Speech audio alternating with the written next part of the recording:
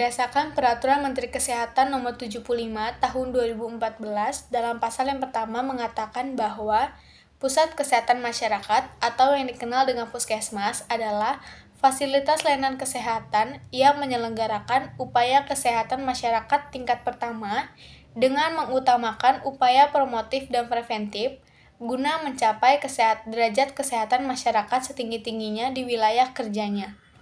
Prinsip penyelenggaraan Puskesmas yang diatur dalam Permenkes Nomor 43 Tahun 2019 terdiri dari paradigma sehat, pertanggungjawaban wilayah, kemandirian masyarakat, ketersediaan akses pelayanan kesehatan, teknologi tepat guna, serta keterpaduan dan kesinambungan. Terdapat 3 fungsi pokok Puskesmas. Yang pertama, sebagai pusat pembangunan kesehatan masyarakat.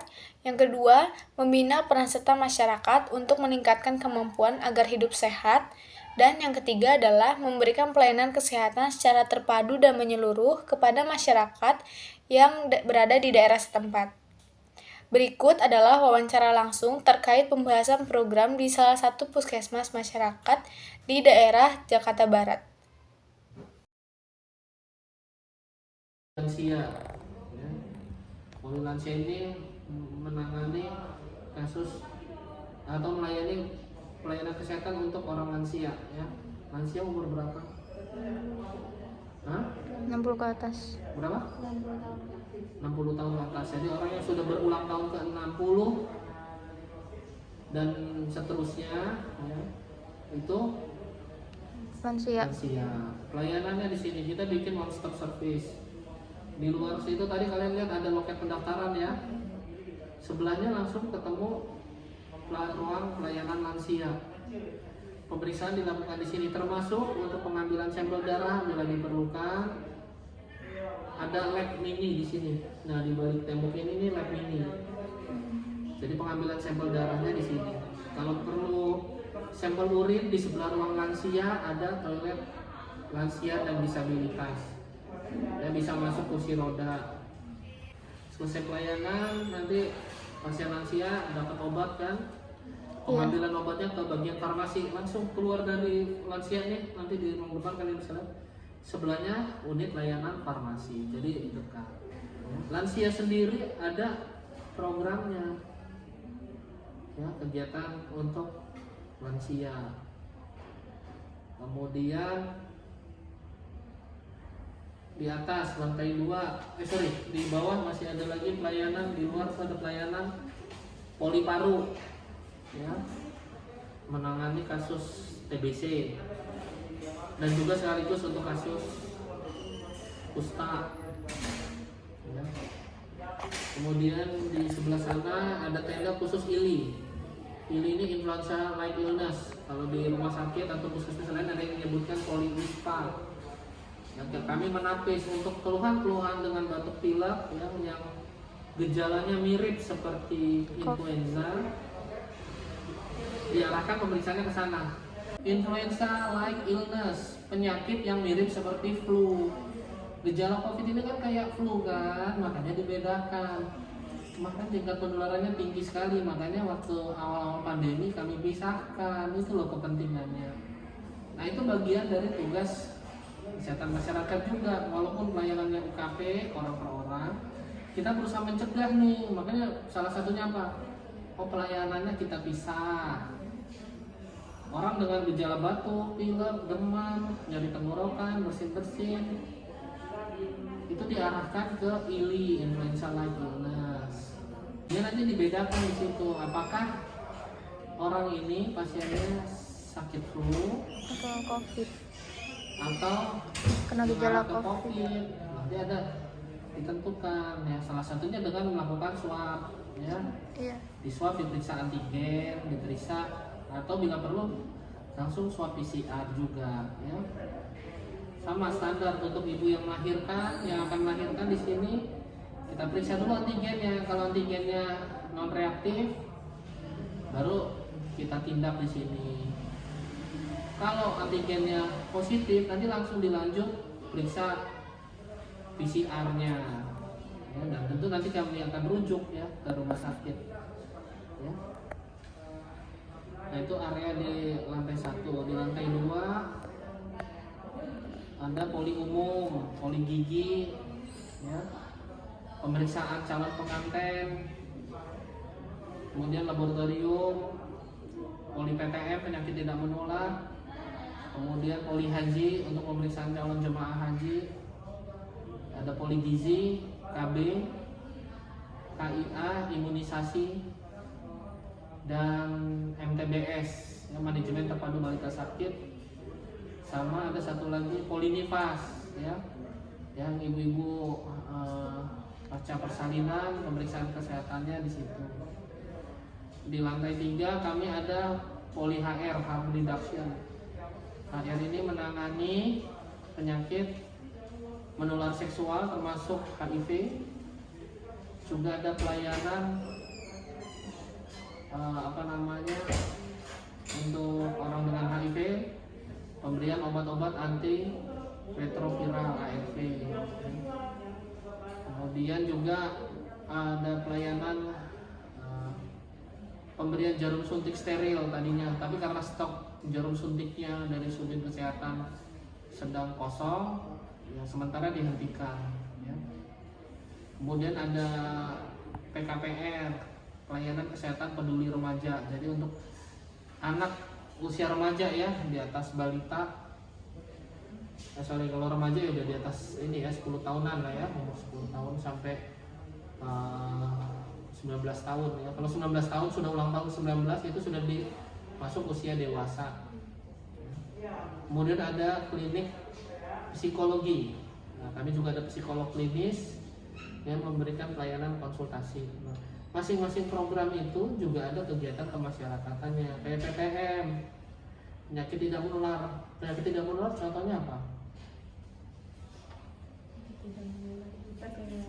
Hipertensi, kemudian diabetes, apalagi? Ini calon perawat penyakit yang tidak menular apa aja? Memang yang paling utama yang tinggi adalah hipertensi, yang menjadi perhatian adalah hipertensi dan diabetes. Terus apa lagi kira-kira penyakit tidak menular?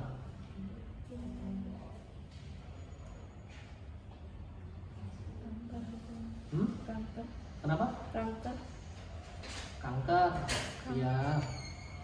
Ya bisa. Ya itu juga ada yang ini, tapi ada yang menular juga kanker. Hah? Kanker ada yang menular gitu. Ada yang Menular dan tidak menular. Ya, yang HPV ya, kanker serviks itu yang menular lewat virus ya, makanya bisa menular lewat hubungan seksual ya. Cuma yang kena memang perempuan ya. Kecuali itu ya. Terus apa lagi kira-kira? Ya lewat aja Mbak Yumi. Ya boleh aja. Ya santai aja. Apalagi yang umum-umum lah. Apa yang kalian tahu?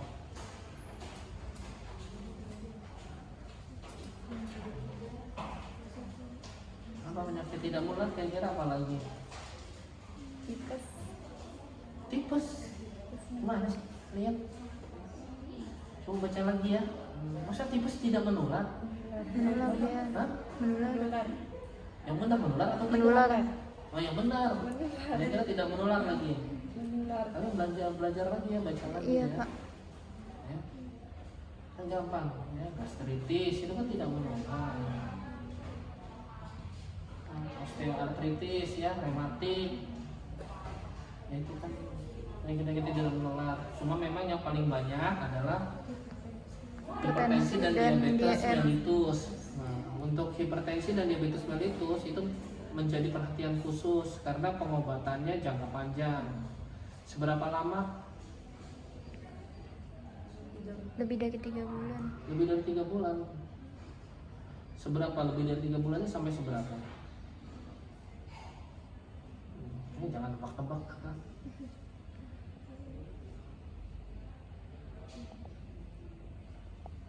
Makanya kalau di PTN ada program pengelolaan penyakit kronis, disingkat Prolanis, itu menjadi tolok ukur juga. Iya. Ya, penilaian. Penyakit kronis itu penyakit yang bagaimana sih? Penyakit yang pengobatannya lebih dari 3 bulan dan membutuhkan pengobatan yang panjang. Ya, pengobatannya panjang. Ya, seberapa panjang? Ini kan ngomongnya hipertensi dan diabetes loh. Seberapa panjang?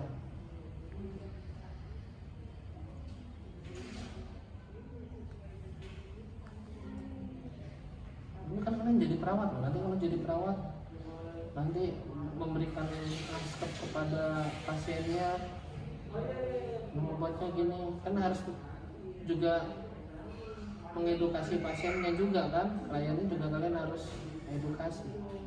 Berapa lama?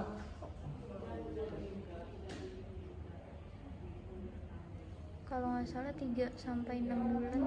Hah? 3 sampai 6 bulan. Sampai 6 bulan. Jadi kalau orang hipertensi, yang kamu pernah gini deh, saya nggak enggak. usah ngomong keilmuan deh.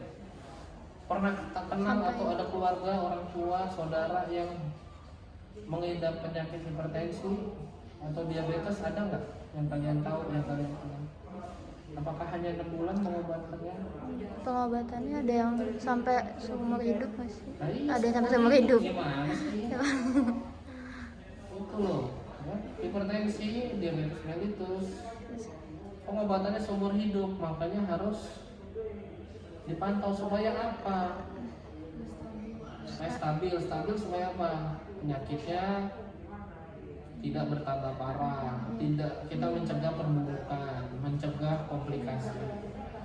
Ya, dengan lebih stabil, lebih terkendali, harapannya supaya kualitas hidup pasiennya juga lebih baik kan. Iya. Nah, kalau dia diabetes nggak terkendali, gimana dia kualitas hidupnya?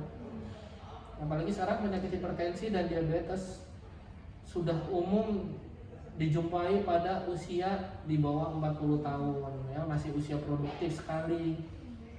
Jadi ini menjadi perhatian khusus. Makanya Poli PTM juga ada kegiatan masyarakatnya, ya, pemantauan prolanis. Jadi pasien-pasien yang dipegang, yang dikontrol, itu kita atur, ya, kita jaga supaya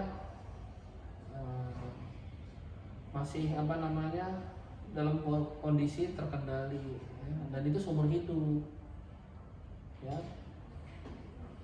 Terus di atas tadi saya bilang ada KIA, kesehatan ibu dan anak, ya, utamanya apa? Kita mencegah kematian ibu pada saat persalinan, kematian anaknya juga, ya. Kemudian kalau sudah lahir balitanya supaya sehat, itu ada program-programnya. Salah satunya diwujudkan lewat kegiatan memberdayakan masyarakat. Makanya puskesmas ini memberdayakan masyarakat. Ada kegiatan di tingkat RT dan RW. Ada yang tahu apa yang kegiatan yang ada di masyarakat? Posyandu. Ya. Posyandu ini kegiatannya sebenarnya kegiatan masyarakat, bukan kegiatan puskesmas. Ya, posyandu itu dari masyarakat, oleh masyarakat, untuk masyarakat. Untuk dananya mereka didukung dari kantor kelurahan setempat. Jadi kantor lurah itu punya anggaran untuk posyandu. Pelaksananya siapa? Ibu-ibu kader kesehatan. Kader kesehatan itu dari mana ya? Dari masyarakat. Dan juga difasilitasi petugas puskesmas. Unit gizi di sini melayani konsultasi berkaitan dengan gizi, ya, baik untuk masalah-masalah kurang gizi ataupun masalah berat badan, ya, kelebihan berat badan. Saya sebagai dokter gigi juga beberapa kali merujuk pasien saya, walaupun saya tidak hanya melihat sebagai keluhan giginya, kita lihat pasiennya anak kok kurus, lebih kurus dari usia seharusnya. Nah, itu saya rujuk ke gizi supaya dikonseling. Ya, termasuk juga ada anak yang berat badannya berlebih, ya saya konsul juga supaya dikonseling juga oleh tenaga gizi kami, ya, oleh nutrisionis kami. Kemudian itu, ya. Nah, kemudian calon pengantin yang berkaitan dengan sebenarnya puskesmas ini kan pendekatannya pemberdayaan masyarakat, ya, memberdayakan masyarakat. Jadi turun kita ke masyarakat tadi, ya. Salah satu contohnya posyandu. Kemudian pencegahan penyakit-penyakit menular. Ya, kalau hari Jumat pagi ini ada kegiatan PSN, pemberantasan sarang nyamuk, dilakukan oleh kader kesehatan, petugas kantor lurah, kantor camat, dan juga petugas dari puskesmasnya yang memantau wilayah rumah ada jentik nyamuk atau tidak. Nanti diperiksa di RT ini, misalnya RT 1 Kelurahan Palmerah, RT 1 RW 1 ya. Jadi per RW ya. RW itu lebih luas dari RT kan. Jadi di RW 1 nanti dilihat nih, dari 100 rumah yang diperiksa ternyata 97 rumah bebas jentik. Itu 97 dibagi 100 ya, jadinya 97% kan, dikali 100%, angka bebas jentik harus di atas 95%. Itu bagian dari program masyarakatnya. Kita mencegah terjadinya penularan DBD. Salah satunya itu yang menyebar itu kan, penyebarannya lewat binatang, lewat nyamuk, Aedes aegypti. Nah, pemberdayaan masyarakat juga kita dengan pendekatan keluarga. Makanya kalau di Kemenkes itu programnya nasional pendekatan program Indonesia Sehat dengan pendekatan keluarga. Nah, di DKI kami juga punya program yang serupa sebelum PISPK diluncurkan, namanya KPLDH, ketuk pintu layani dengan hati. Ketuk pintu itu maksudnya datangin rumah ke rumah ya, ke rumah keluarga. Nah, itu sejalan dengan programnya Kemenkes, namanya PISPK. Pemantauan kesehatan janin ya, di KIA sampai anaknya lahir juga kita pantau lewat KIA. Sampai udah tua pun lansia kita pantau ya. Nah, itu kurang lebihnya ya. Jadi sebenarnya banyak programnya, tapi kalau saya suruh cerita semua kan ya, kebanyakan saya nanti ceritanya. Termasuk nih belakang tadi ada yang tadi saya bilang poli paru, dalam pemberantasan TBC mereka juga bisa ada kegiatan tuh. Jadi setiap poli atau unit layanan kesehatan yang ada di puskesmas juga ada program turun ke masyarakatnya ya, utamanya adalah untuk pencegahan dan pengendalian ya. Termasuk kalau poli TB ini mereka juga turun ke lapangan melihat, ngecek keluarganya ya, kalau ada pasien yang baru nanti diperiksa semua serumah apakah ada yang juga terpapar atau tidak ya, supaya diobati. Kalau yang satu diobati tapi yang lainnya nggak diobatin kan sama aja, nanti muter-muter lagi. Kemudian bagaimana Pak cara masyarakat mengakses program tersebut? Akses program banyak sih ya. Biasanya kita ada kegiatan-kegiatan yang memang kita undang. Misalnya terutama umumnya sih untuk kantor kesehatan ya. Kita ada peningkatan wawasan ya, peningkatan wawasan kesehatan untuk kader. Jadi kader memberikan penyuluhan di posyandu atau yang PSN itu ada lagi kader namanya Jumantik, juru pemantau jentik. Jumantik itu terpisah dari kader kesehatan, tapi ada juga yang kader kesehatan sekaligus Jumantik ada. Nanti secara berkala kita berikan pengetahuan. Terus kayak posyandu tadi kan saya mau cerita kan, Iya.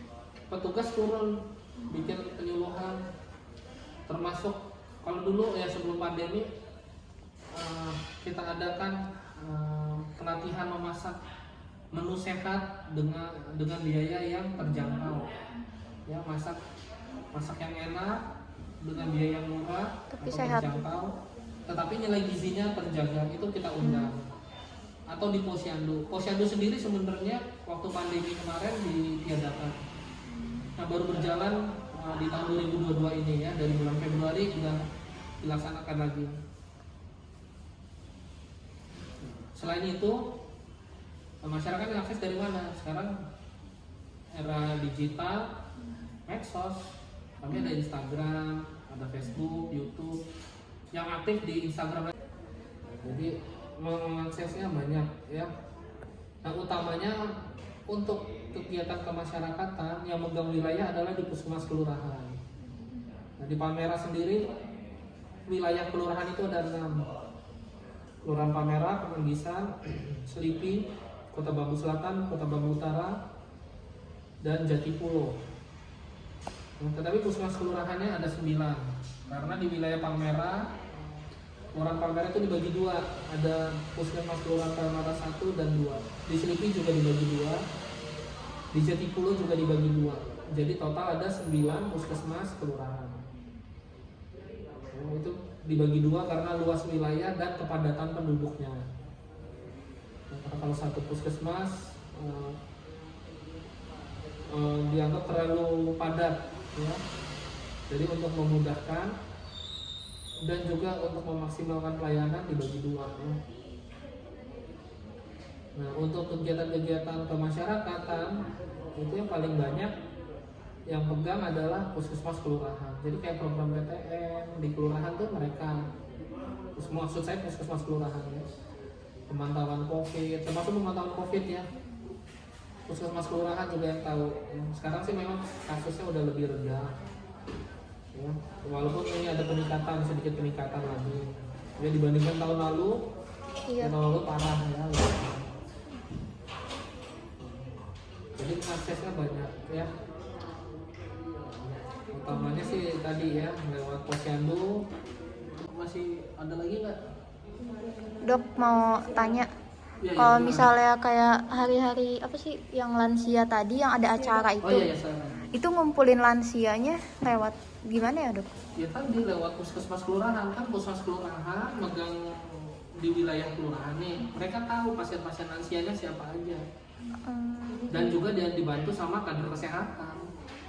Kader kesehatannya pun sebagian juga sudah lansia karena mereka jadi kader udah lama, dari mereka masih muda sampai udah lansia.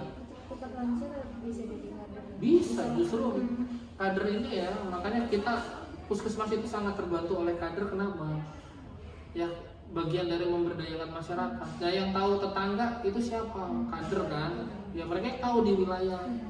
Oh, si tetangga saya atau saudara saya, rata-rata kan masih saudara atau kenal dekat lah, ya, karena oh ini ada yang sakit begini, ada yang sakit itu. Termasuk waktu COVID kami banyak dibantu oleh kader kesehatan untuk info, ya. Nah, kader kesehatan sendiri tuh nggak diupah, nggak digaji. Tapi kenapa mereka mau? Ya, itu pasti ada sesuatu, ya, karena mereka merasakan dengan menjadi kader kesehatan, saya bisa menolong tetangga saya. Tetangga ini kan keluarga kita yang paling dekat, kan tetangga. Bisa menolong saudara saya, apalagi kayak di Palmerah nih. Kulturnya tuh masih kental budaya Betawi. Kalau di Palmerah Kebun Jeruk tuh banyak orang Betawi. Jadi Kemanggisan ini kan kamu ini orang Kemanggisan, lo memang asli orang Kemanggisan. Jadi kamu tahu, ya. Tahu, jadi setiap 2 minggu sekali itu memang ada pemeriksaan nanti. Nah, seperti itu. Saya terus juga ada yang tadi dokter bilang untuk pemberantasan DBD. Jadi kita saya kan tinggalnya sebetulnya bukan di Lembang itu kan. Jadi saya tinggal di rumah nenek saya. Dengan siapa? Rumah nenek saya. Oh, di mana? Di Kemanggisan. Di Kemanggisan yang ada di Pujar, ada Pujar. Oh, situ. Iya, jadi kan emang di situ kan di mana itu bukan rumah, sama kegiatannya samping rumah. Jadi setiap ada info kayak pengen penyemprotan nih gitu. Tapi kemarin sempat miskomunikasi dengan masyarakat, jadi tidak ada pemberitahuan sehingga masyarakat seharusnya ada doakan gitu kan. Jadi masyarakat buru-buru untuk membenar, dan ketua RT-nya pun juga nggak di situ kan, karena ketua RT-nya itu bukan tinggal di situ. Nah, di situ yang penyemprotan orang dari puskesmas kan datang juga. Iya, itu dari kami. Untuk mengklarifikasi gitu. bahwa ini yang penyemprotan tidak, terus katanya nanti itu KRT-nya nggak ada, lebih baik ditelepon atau diomongin baik-baik. Habis itu dalam kemudian mungkin juga orang puskesmas pulang kan untuk memberitahu jadi semprot gitu kan ya. Dari itu dia nyemprot, habis itu dari warga itu bilang kita nggak ada pemberitahuan katanya gitu, kita nggak ada pemberitahuan, ada orang yang nyemprot itu minta maaf gitu.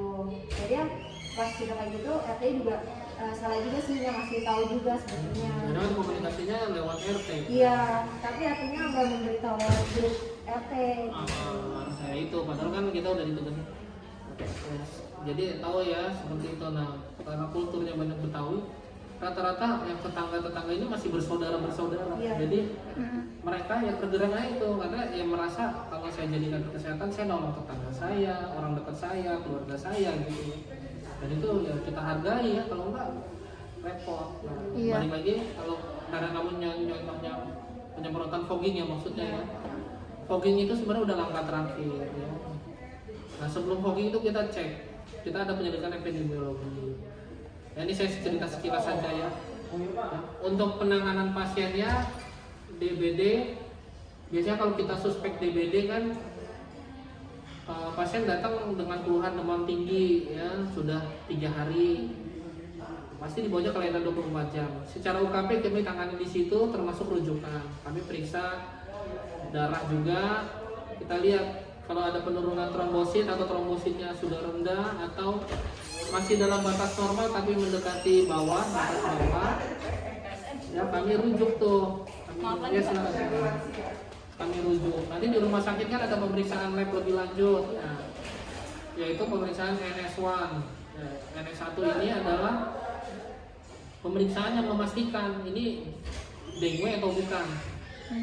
Nah begitu dia dengue positif, nanti rumah sakit nginput ada sistem informasinya ya, lewat internet dilaporkan ada pasien alamatnya di sini, nanti pemberitahuannya akan masuk ke puskesmas kecamatan sesuai wilayahnya. Kalau warga Palmerah tentunya kayak kemarin nih pasti ada laporannya.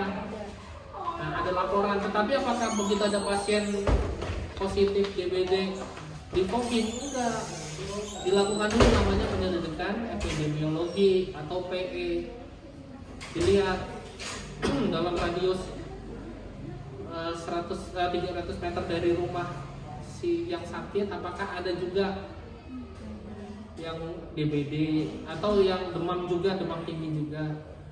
Yang satu rumah udah pasti dicek juga ya apakah ada juga yang sakit yang keluhan yang sama. Di rumah yang sakit apakah ditemukan jentik, lalu diperluas tadi ya yang 300 radius 300 meter atau 100 rumah di sekitarnya, dilihat apakah silakan Pak Samir, apakah juga ditemukan jentik. Kalau ada kasus lain ada jentik, nah berarti ada nyamuknya kan, ada penyebarnya, berarti ini udah harus di fogging, itu udah terlambat. Makanya tiap minggu selalu dilakukan PSN, pemberantasan sarang nyamuk. Kita pantau.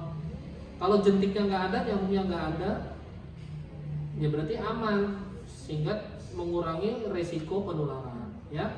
Jadi kalau udah terjadi fogging itu udah sebenarnya udah terlambat. Ya. Artinya emang kasusnya udah banyak, atau udah ditemukan ada kasus positif, ditemukan ada nyamuk penyebarnya, dan kalau ada kasus positif udah pasti ada virusnya ya. Dan virusnya bisa nyebar karena vektornya ada, nyamuk Aedes aegypti-nya ada. Nah karena ada 3 faktor ini ya terpaksa harus di fogging. Fogging juga harus 2 kali, nggak bisa sekali. Sekarang kita semprot hari ini, yang mati jentik atau nyamuk? Kalau disemprot yang mati nyamuknya, yang masih berupa jentik apalagi masih telur, dia nggak akan mati. Makanya diulang minggu depan, siklus hidupnya nyamuk kan sekitar semingguan. Iya. Hari ini masih telur atau jentik, minggu depan udah jadi nyamuk. Maka kalau kita semprot lagi ya mati dia. Ya dengan 2 kali, sekarang nyamuk dewasa mati, sisa yang jentik atau yang telur. Minggu depan yang telur udah jadi nyamuk dewasa, apalagi yang larva pasti udah jadi nyamuk dewasa. Disemprot lagi, belum sempat berkembang belum sempat berkembang biak, keburu disemprot kan mati. Nah itulah maksudnya fogging. Yang paling penting adalah sebenarnya PSN, pemberantasan sarang nyamuk. Nah itu bagian dari kesehatan masyarakat. Kalau secara UKP-nya kami melayani pengobatan pasiennya termasuk yang suspek DBD. Ya. Tetapi secara kemasyarakatannya kami melakukan pencegahan penularan di masyarakat. Itulah tadi yang dimaksud dengan kesehatan masyarakat. Ini udah ditemukan nih, kayak contohnya kamu tadi di rumah ada yang tetangga kan berarti ada yang DBD. Nah supaya yang lain tidak terpapar dilakukan penyelidikan epidemiologi. Itulah tanggung jawab kesehatan masyarakatnya. ternyata ditemukan positif, ada nyamuknya, ada yang sakit juga yang lainnya, ya terpaksa diputus mata rantainya. Nah, itu tanggung jawab kami. Ya. Tetapi tidak bisa kalau nggak melibatkan masyarakat. Ya seperti itu ya.